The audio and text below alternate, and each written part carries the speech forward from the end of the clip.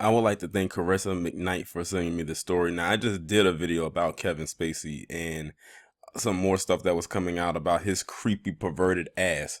Now, we all know that he's getting ready to head to court, but he had filed a motion. Him and his lawyers, attorneys filed a motion to not actually have to be physically present at the arraignment. Well, the judge has shot that down and said, no, you will have your ass here physically in person in front of me and my bench on this such and such a day.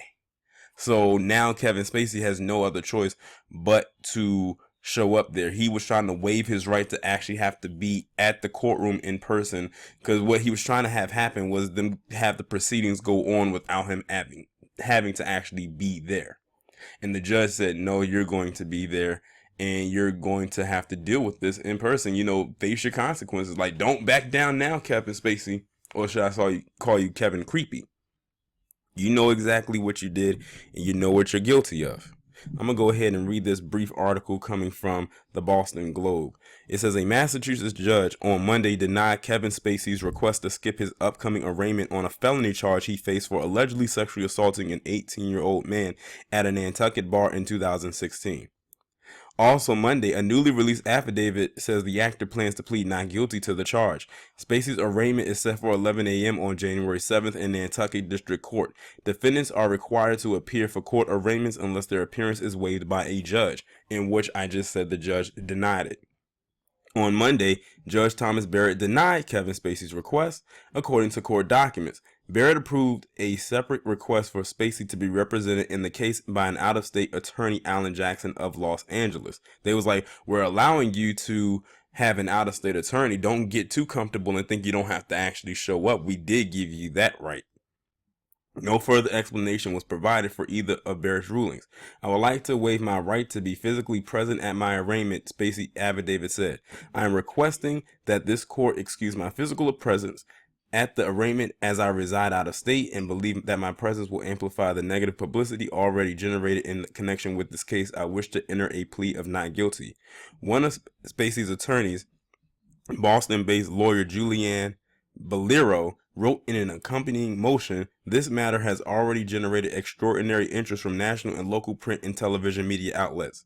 The defendant's attendance at the arraignment will only serve to heighten prejudicial media interest in the case and will increase the risk of contamination of the pool of jurors available for the trial.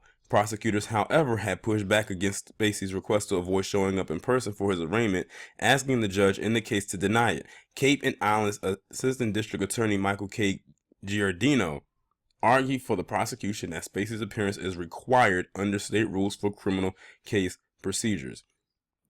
Spacey, age 59, faces a felony count of indecent assault and battery, which carries penalties of up to 5 years in prison or up to 2.5 years in jail, or a house of correction, and requirement to register as a sex offender. So, see, he's not even going to get that much time in jail. But I think what he's really scared of is that part where he has to register as a sex offender for the rest of his life. I mean, he probably thinks that this is going to affect his career. To be honest, it already has. The last movie he had, which I mentioned in a previous video called Billionaire Boys Club, flopped. That movie didn't even make $1 million in the box office, and I think they snatched it down after its first weekend. I don't even think it even went to streaming services. Like, his reputation is pretty much tarnished. Spacey faces other criminal investigations into sexual assault accusations, which began surfacing in the fall of 2017 and prompted his removal from the TV show House of Cards. His role in a Ridley Scott film was also cut. The Nantucket case first came to light in November 2017 when former Boston News anchor Heather Unruh publicly accused Spacey of groping her then 18-year-old son at a club car bar on the island. On December 24th, the Globe first reported Spacey was facing charges. Shortly after, Spacey broke his year-plus Twitter silence by sending out a bizarre cryptic video in which he seemed to be portraying Frank Underwood, his character from House of Cards. Now, why he decided to do that, I'm not even sure. Those of you who watch House of Cards know how creepy that character was.